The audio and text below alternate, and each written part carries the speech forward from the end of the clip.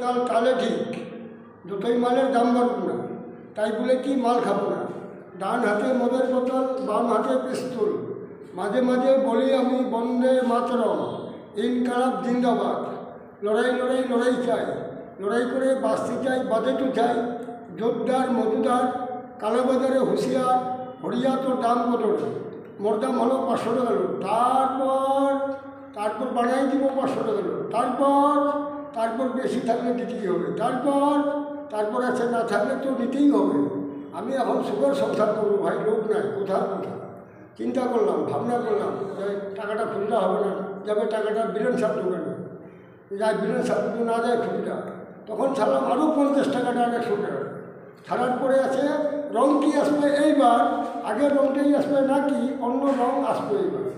কারেন্টের নাই, টায়ার দেওয়া নাই, এটা ভেতরে